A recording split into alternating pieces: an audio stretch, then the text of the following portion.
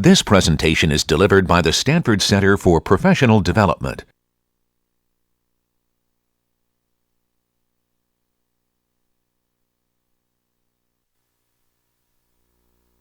We're live.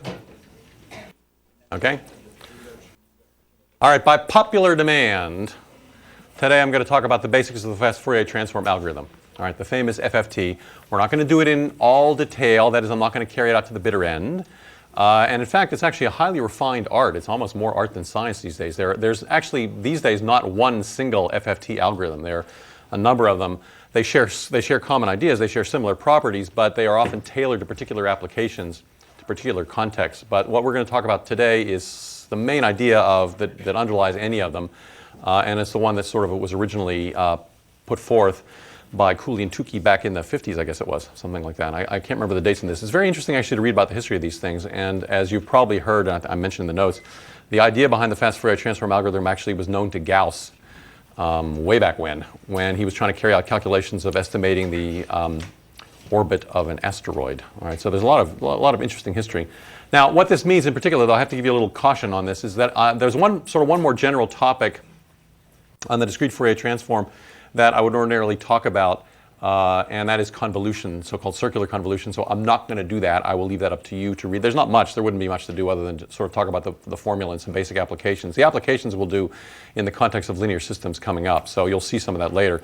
But the definition of convolution and some of the basic properties of convolution, again, as they're similar to the continuous case, I'll let you just read the notes about, all right? And I think there are some problems on that. I think there are already some problems on that, actually. Okay? So that's the plan. This is going to put us a little bit behind because I was going to start talking about sooner. I was going to start talking about linear systems, linear time invariant systems. So we'll try to trim things a little bit after we leave the discrete world, or after we leave the discussion of the DFT. So let me explain what's going on here. Let me set the stage for you. So here's the FFT algorithm. All right, now, let me remind you that there are a couple ways of looking at it.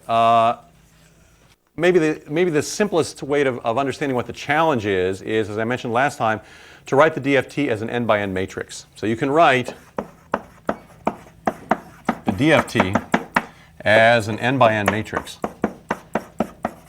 And it's a very simple entrance, very simply described. F is just omega to the minus nm, where, remember, I'm using this notation now just to simplify things so I don't have to constantly write complex exponentials.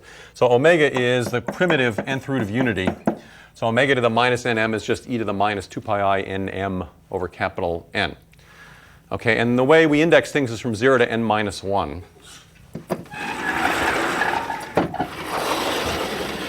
So indexed from 0 to n minus 1. All right, so to compute the discrete Fourier transform of a discrete signal is to multiply the matrix by the column vector, is to regard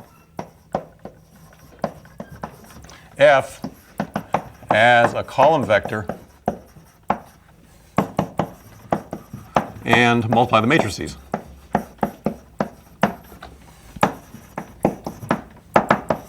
All right, so it's an n by n matrix. That would seem to require n squared computations. Never mind the addition. You also have to add up the n elements. But the main computationally intensive aspect of it is the multiplication. So this would seem to require, so let me just use the big O notation here, meaning that some multiple of n squared, or the dominant term is n squared, O n squared, capital O n squared, big O n squared operations. And how could it require any less than this? I mean, everything has to be accounted for here. I mean, you can't just throw things out. All right, computing the DFT would seem to require every element of the matrix be involved. But in fact, what the FFT algorithm does is reduce this enormously. So the FFT algorithm reduces this to big O of n log n operations. Usually mean log base 2 here, but it doesn't really matter. Now, before saying why something like this might be possible, because it's not obvious, you have to realize that that's an enormous savings of computation. All right? To go from n squared to n log n is a huge saving. For example, this is a huge saving. So if n is equal to 10 cubed, if n is equal to 1,000, right, then of course n squared is 1,000,000. All right? But n log n is 10 cubed log 10 cubed. Log of 10 cubed is 3, so it's just 3 times 10 cubed. So it's 1,000 operations, or a constant times 1,000 operations, versus 1,000,000 operations. All right? That's an enormous savings. And of course, the larger n is, the savings are even more dramatic. Now, why should you be able to do this? Well, there are a couple of different sort of intuitive reasons why this should be the case. But intuition is one thing. I hear something. Intuition is one thing, actually carrying out is something else.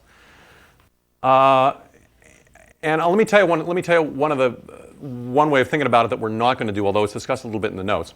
This is a very common way of approaching the DFT and the FFT algorithms, and that is sticking with the matrix notation, the matrix ideas. One way is that there's a lot of structure to the matrix, all right, and there's a lot of structure to the DFT. So when you reduce it, you want to exploit the structure in the DFT. All right, well, that's a vacuous statement. Of course you're going to exploit the structure in the DFT. It depends on only one parameter. It depends on the parameter omega, this complex exponential, and that has a lot of nice algebraic properties via algebraic properties of the complex exponential. That's the main thing that's involved. Now, in the matrix approach, what this amounts to, the reason why there can be such a dramatic reduction is that you can factor the DFT into a product of other matrices which have lots of zeros in them. All right, so one approach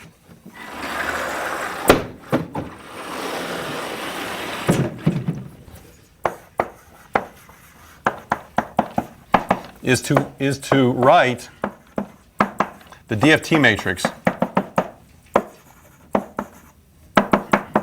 as a product of simpler matrices. That is, to use the algebraic properties of the exponential to carry out this matrix factorization. The simpler matrices have lots, as it turns out, the simpler matrices have lots of zeros in them. And when matrices have lots of zeros in them, they effectively don't count in the calculation. All right, you're multiplying by 0, you're not doing anything. Simpler matrices have lots of zeros. All right, so fewer multiplications are required. Fewer multiplications are required to carry out the matrix multiplication, to carry out the products. That's one reason, that's one approach to the FFT algorithm. And in fact, that's explained in the notes, although I'm not going to do this. I'm not going to go through that particular approach, but that's often done, all right? And in some of the sort of highly refined approaches to the FFT, you often find them presented in terms of matrix factorizations. And for any of you who've taken 263, or are taking 263, you know that matrix factorization is a big business. Writing a complicated matrix as a product of simpler matrices is something that can often not only simplify calculations, but can also often really illuminate some ideas that you wouldn't see, that are somewhat subtle, that can be somewhat subtle. All right? So that's a standard approach that we're not going to do, but you can easily find many references to the literature on this approach. We are going to take really a more directly algebraic approach that's based on the formula. So although I'm thinking in terms of writing a matrix, although we did the basic count of the number of operations in terms of the matrix, I'm actually not going to work with a matrix to develop the algorithm. I'm just going to work with the formula for the DFT as we have written it before. And I want to exploit the algebraic properties of the complex exponential to write it in a more, simpler form, or just, well, you'll see.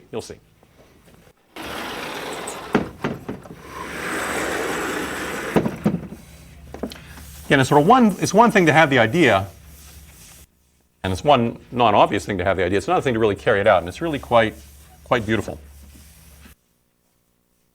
And I say this as someone whose orientation in life is not toward algorithms necessarily. So it's really, I really have a great appreciation for it and the whole idea behind it. All right, now let's write down the formula. So once again, as always, the Fourier transform of a discrete signal is given by, we write it like this. The mth component, let me write it out like that, is the sum from, so I'm indexing from 0 to n over n minus 1, so it's sum from n equals 0 to n minus 1 of fn, the nth component of f, times, if I use this notation for the complex exponential, just omega to the minus n times n. All right, it's a simple formula. All right, now, what we're going to do is we are going to write the sum as a sum over even and odd powers. We're going to write the complete sum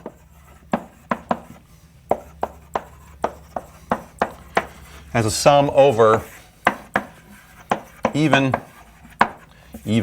and odd indices, and then also, therefore, powers of omega. All right? Well, let me just say even and odd indices. And in doing so, and it's the algebra that's going to allow us to do this in a helpful way. All right? You know, you could say I'm going to do that. It's one thing to, again, it's one thing to say that. It's another thing to actually have it give you any resulting savings. You'll see in just a second. But the purpose of this is to try to write the nth order DFT as a combination of two DFTs of order n over 2, capital N over 2. So the purpose is to write the order n DFT as a combination, really a sum, there's a little bit more to it than just a straight sum, as a combination of two DFTs of order n over 2. All right? And then iterate. That is, you write the DFTs of order n over 2. You apply the same rules to the DFTs of order n over 2 to write them as combinations of DFTs of order n over 4, and then iterate, and so on, and so on, and so on. Okay? Now, so first of all, to make this work, you have to assume that n is even, and if you want to keep iterating, you have to assume actually that n is a power of 2. So to do this, we need to assume that n is even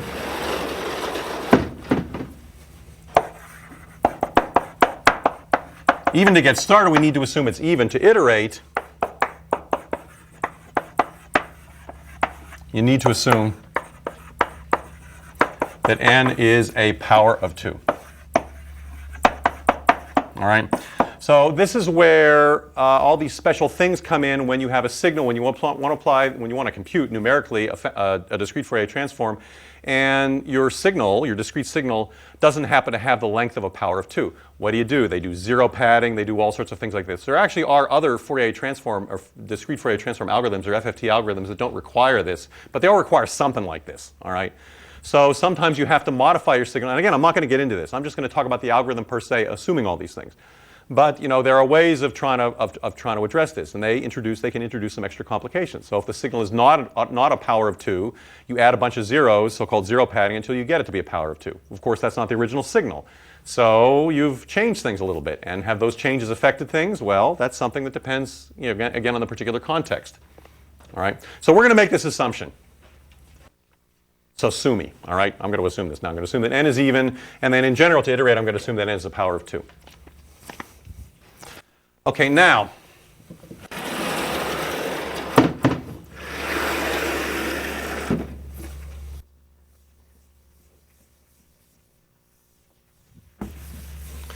it depends, the algorithm and this way of arranging things, the way of rearranging things, depends on the algebraic properties of the complex exponential.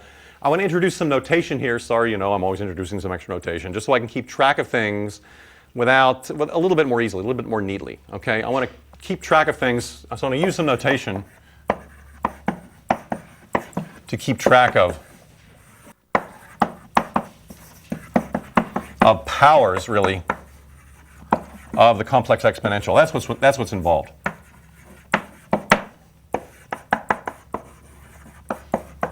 All right, so let me write, sorry, but let me write this only, I'm only using it for this performance only. All right, omega pq is e to the 2 pi I q over p. All right, because what's involved is both the denominator here and the power that you're raising it to. So I'm going to use that notation. And I'm going to write my Fourier transforms in terms of that notation.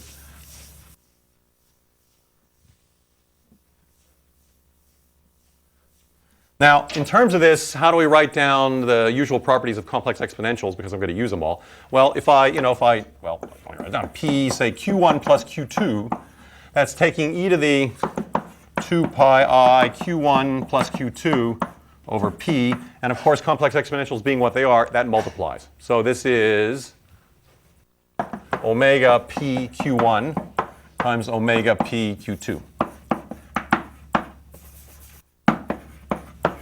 Okay, nothing there.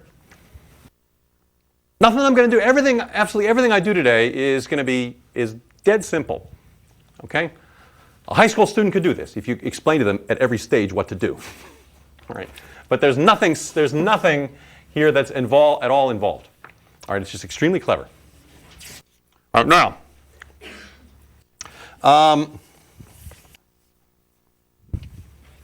let's look what happens when I change the power, or change the order, maybe I should say. Of course, by the way, let me just a comment here. So omega, for the terms that are entering into the Fourier transform, DFT, omega n nm minus nm is what is the power is the power that occurs here. So that's omega to the minus nm. That is equal to e to the 2 pi I, e to the minus 2 pi I nm over n. Okay, so what is, now I want to follow my notes here because I don't want to get this wrong. So omega, so I'm assuming that n is even. All right, capital N is even. So what is omega, the sort of n over second order, when I have such a power here, which is what comes up, nm, in the transform? So that is, let's work it out, e to the minus 2 pi I nm divided by n over 2. All right? So it's 2 pi I nm over n over 2. The 2 comes upstairs. This is e to the minus 2 pi I times, let me write it like this, 2 nm divided by n. That is to say, if in terms of my notation, this is omega, the nth order complex exponential raised to the power minus 2 nm. All right, so in words, a power of the half order exponential is an even power of the full order exponential. That's one way of saying it. If I think of n as sort of the order of the exponential that I'm worried about, then in words, a power, in this case nm, of the half order exponential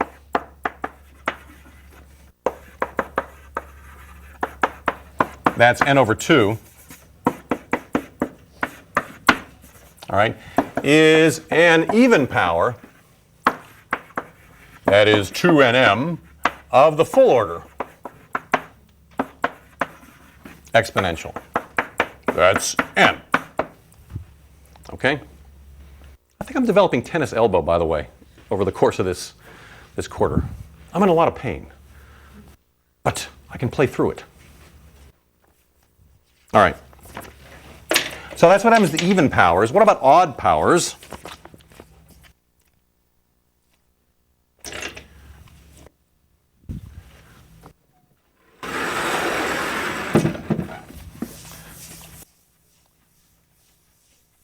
Well, odd powers, I'm thinking about n being odd, so a little bit of odd powers, the power being odd.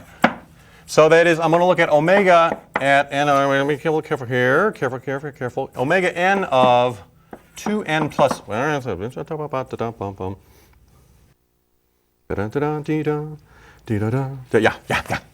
okay. All right. like this. 2n plus 1. I got to be careful. I don't want to get anything wrong here. 2n minus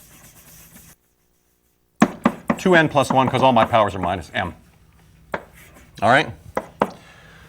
So that's an odd power of n. See, once again, powers of n over 2 here led to even powers of n. Right? So I want to look at what happens to odd powers of n and relate those to certain powers of n over 2. So what is this? This is omega n minus 2nm minus m.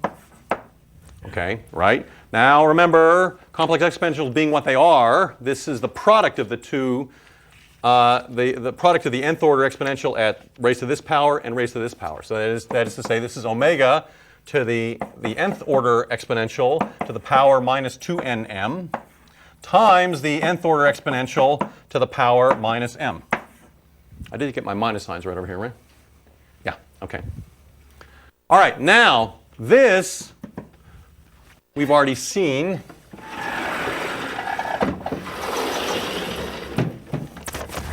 This is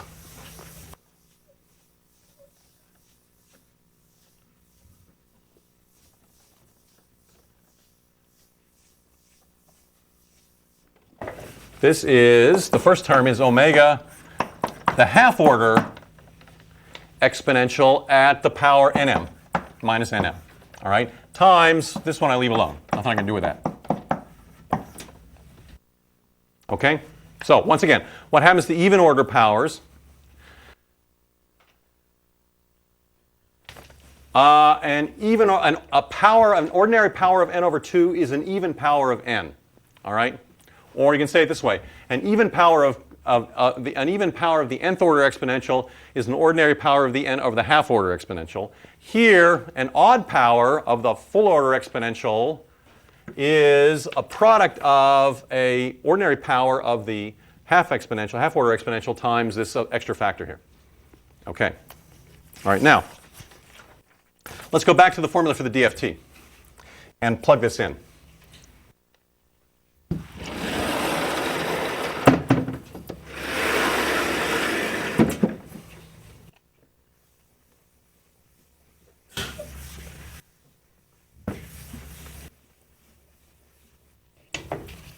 I want to put this into the formula, put this into the formula for the DFT. All right, so what is that? That is the DFT, the nth component, once again, is, let me just to write it down, is the sum from n equals 0 to n minus 1 of the nth component of f times the power of the complex exponential. So I'm writing this in the form omega n minus nm. Okay? All right, now, I'm going to write this sum as a sum over even indices and odd indices.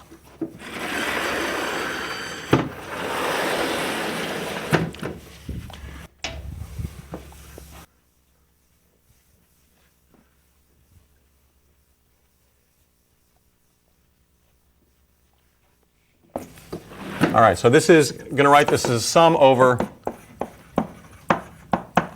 even indices plus a sum over odd indices.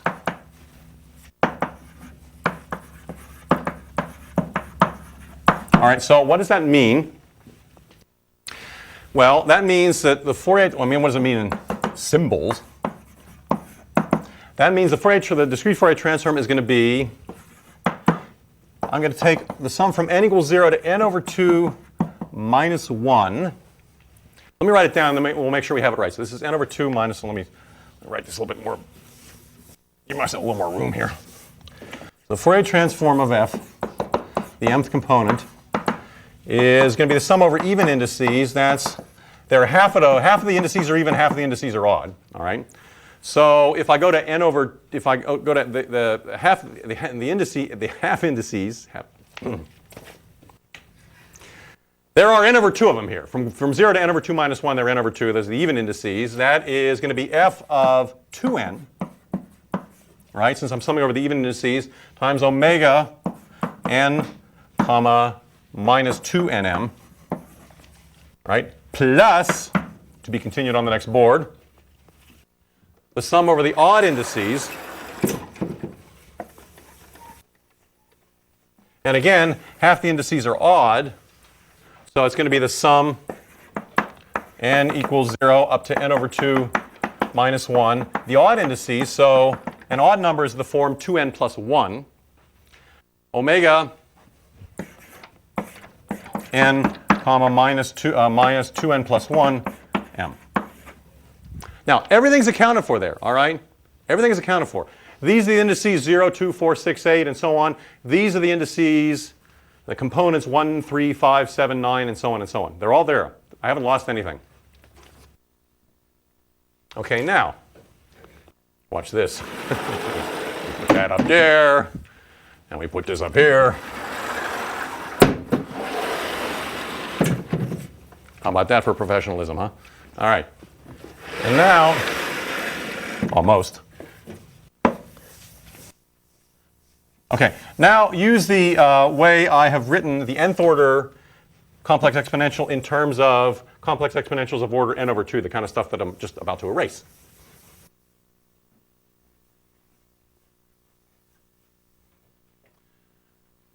So the sum over the even indices gives me the sum from n is equal to 0 to n over 2 minus 1, f of 2n. And this is the ordinary power, the nth power of the half order complex exponential, capital N over 2, right? Plus the sum, the odd indices, n over 2 minus 1, f of 2n plus 1. So what happened here? Here was omega n minus m times omega n over 2 minus nm. If I have that correct. Do I have that correct? I believe I do. So that was what happens when you look at this complex exponential for an odd index, for an odd power. Now, this doesn't depend on, this is sum over n. This doesn't depend on n, so that comes out of the sum. So let me just rewrite this quickly. So this is the sum from n equals 0 to n over 2 minus 1, f of 2n times omega n over 2 n minus nm plus omega n, capital N, minus m times the sum, very similar sum, n equals 0 to n over 2 minus n of f 2n plus 1 omega of half order exponential minus nm. Make sure I got all this right. Okay.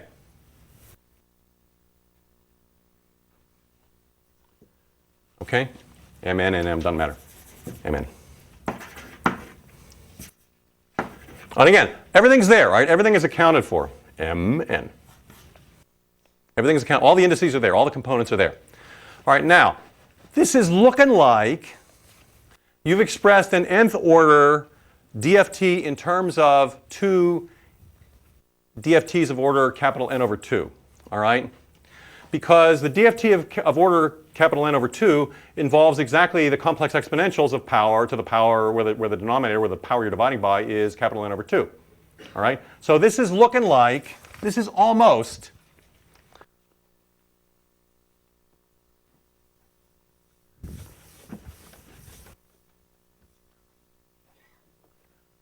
but not quite, for a reason you have to understand. This is almost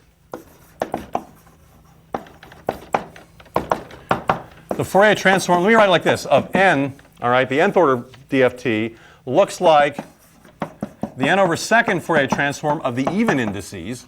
All right, if I take f, but I just evaluated the even indices, plus this power omega n minus m, the DFT of order n over 2 applied to the odd indices. All right, which is what I'm trying to get something like this. I'm trying to say you can evaluate an nth order DFT in terms of a combination of two DFTs of order half that. Not quite right. All right, it's not quite right. Because you have to think about this. All right, the DFT of order n accepts an n tuple and returns an n tuple. The DFT of order n over 2 accepts an n over 2 tuple and returns an n over 2 tuple. All right? So how are you getting an n tuple out of two n over 2 tuples? And how would you like to say that a couple times fast? All right? All right? F n over 2 accepts an n over 2 tuple, and it returns an n over 2 tuple. All right? So writing this statement can't be right, all right? You're missing something, because if I just had the right-hand side makes sense, all right? Because f even is an n over 2 tuple, f odd is an n over 2 tuple, but what it returns are two n over 2 tuples, not an n tuple, which is the nth order Fourier transform of f. All right? So we have to tickle this a little bit. We have to tickle the formula.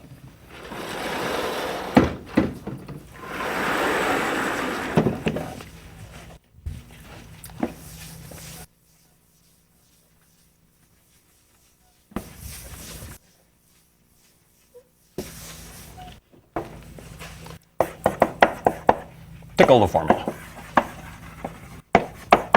Sounds so cute. Sounds so human. All right. All right. Now, so what do I have to do? I have to get the formula for the nth order Fourier transform of f for m going all the way from 0 to n minus 1.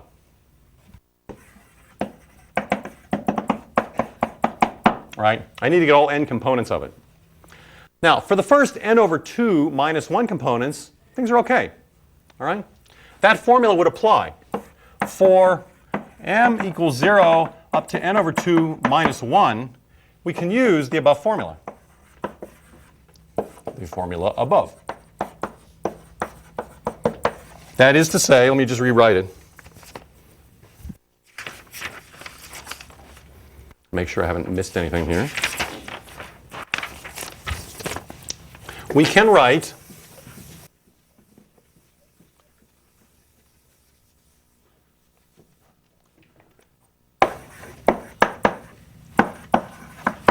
and all is well. The formula, the Fourier transform, the discrete Fourier transform of f, the nth order Fourier transform, is exactly the n over second, the Fourier transform of order n over 2, dft of order n over 2 at m plus omega n minus m, the n over second, the n over 2 half order Fourier transform of f odd, the mth component of that.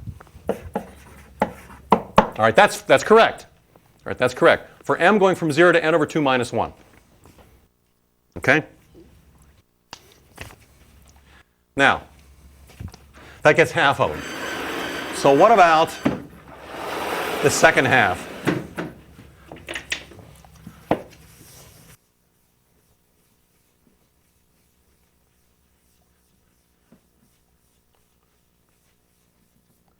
So what about indices, indices from n over 2 up to n minus 1? All right? All right. Write these in the form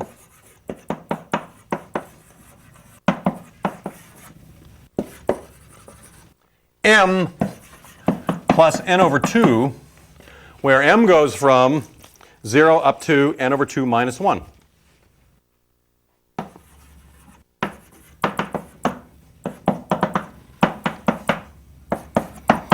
That is, if m is ranging over the indices that index the half order DFT, write the indices that index the second half of the nth order DFT in this form. All right? That is, the indices from n over 2 plus 1, up to n minus 1 are of the form. If I start with 0 here, I get n over 2 plus 1, then I get n over 2 minus 1 plus n over 2 gives you n minus 1. That covers all of them. Okay, that covers all of them. All right, now, what I mean by this, you have to write, now, what happens if I substitute this expression, an index in this form, into the expression that I have for the nth order DFT, which I am now stupidly erasing? Okay?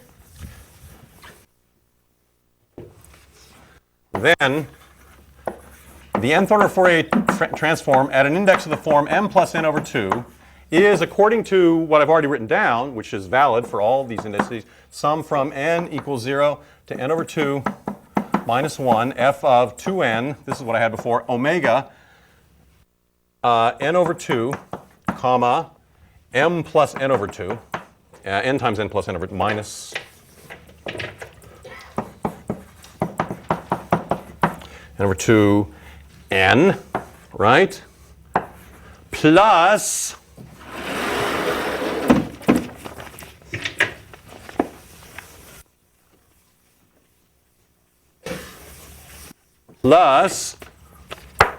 omega n minus m plus n over 2 times the sum from n equals 0 to n over 2 minus 1 of f of 2n plus 1, the odd indices, omega, what was here? Same sort of thing, right? N over 2 minus m plus n over 2 n. All right?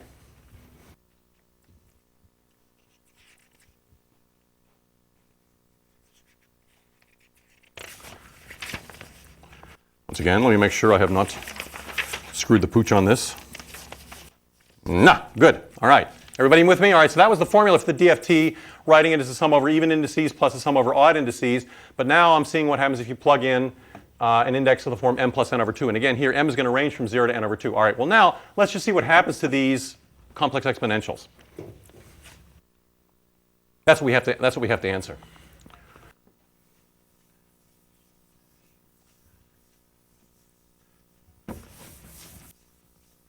All right, but it's not hard. So a high school student could do this if you told them what to do at every stage. Omega. A lot of researchers like that. It's a big secret. N over 2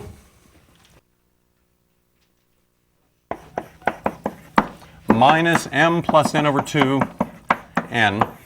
So that's omega n over 2 minus m n plus n times n over 2 minus n times n over 2. All right. Now once again, this exponentials being what they are, this multiplies. This is omega of n over 2, comma, minus mn times omega n over 2, comma, minus n times n over 2. Okay? But this is a complex exponential. This is an n over 2th root of unity raised to the n over second power, all right, or an integer times the n over second power. So this is equal to 1. All right, this is like e to the 2 pi I over n to the nth power. All right, so this is 1. So what remains there is just omega to the n over 2 minus nm.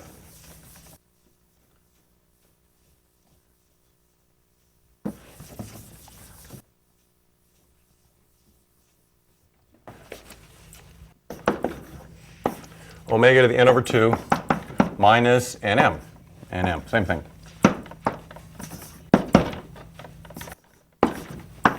All right, and that comes up in both these sums, right? Yeah, it's the same thing in both these sums. So in the sum over the odd indices and the sum over the even indices. The only other thing we have to figure out is, I forgot my bracket here, is this out in front, that factor out in front. Okay, this comes up in both sums, even and odd indices. This expression. All right. The other thing that comes up is the factor out front. Factor out front, which is omega. What is it? Omega n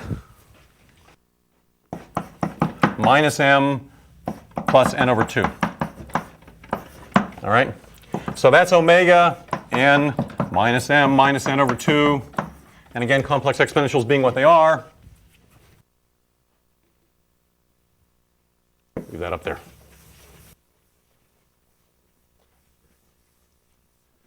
This is omega n minus m times omega n over 2, omega n comma, n over 2. All right? Minus. Doesn't matter. Minus. Got it right at least. Now, what is that second expression? So this expression, fine. That's what we had before, actually. That's what we had before as the factor out front. What about this expression? Well, this is e to the 2 pi I over n raised to the minus n over 2 power. Right? So what happens is the n cancels with the n, the 2 cancels with the 1/2 there, and it's e to the pi I, which is also known as minus 1.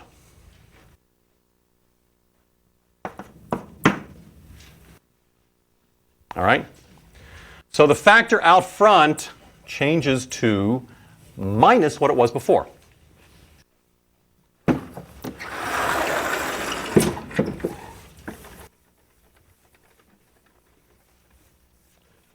All right, so omega, in other words, omega n comma minus m plus n over 2 is just minus omega n minus m.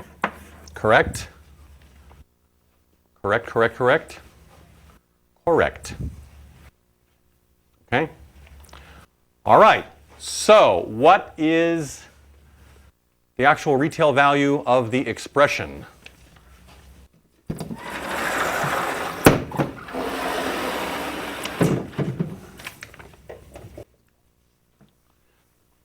So we have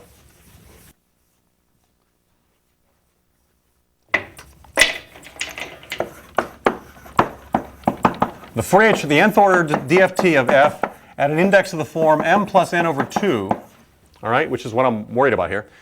For little m going from 0 to 1, 2, 3 up to capital N over 2 minus 1 is equal to the sum over, what happened to the first sum? The first sum didn't really change very much, right? Over n over 2 minus 1 f2n, that's the sum over the even indices, omega n over 2 comma minus nm. Was that right? Was it right that the first sum didn't change? First factor didn't change? Help me here. Thank you. Yes, I believe that's the case, that the first sum didn't change. The second sum, the only thing that happened in the second sum was this factor out front. And the factor out front changed to minus itself. So minus omega, all right, minus omega n m times the sum from n equals 0 to n over 2 minus 1 f of 2n plus 1. Man, I'm running out of room here. Omega n over 2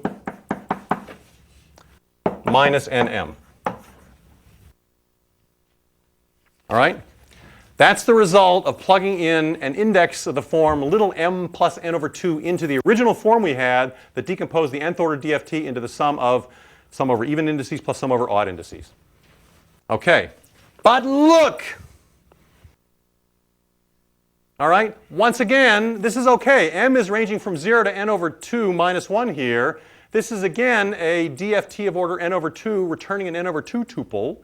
And this is a DFT of order n over 2 returning an n over 2 returning an n over 2 returning an n over 2 tuple. All right? So this says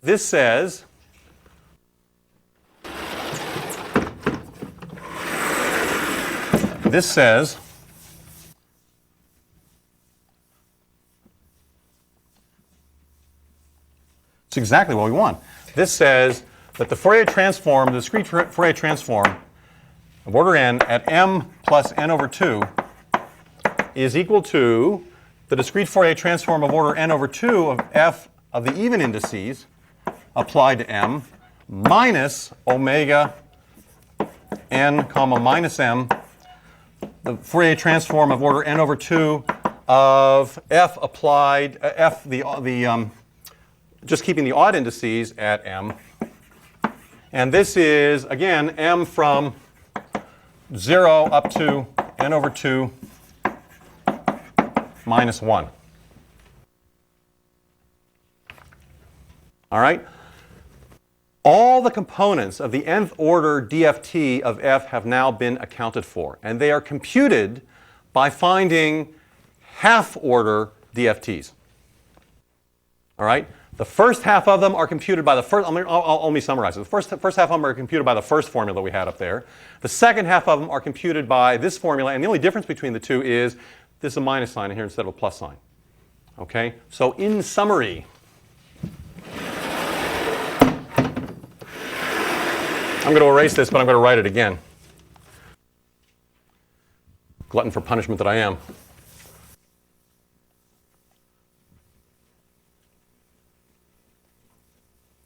So to summarize,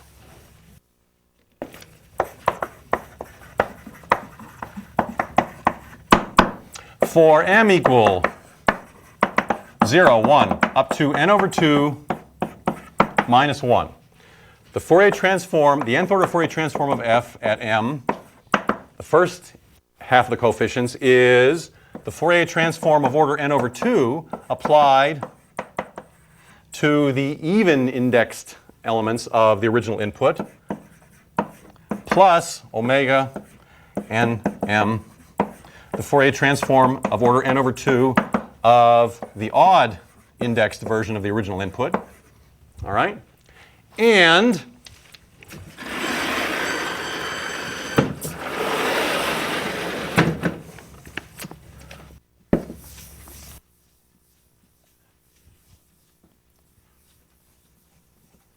for the second half, so that's the first half of the indices.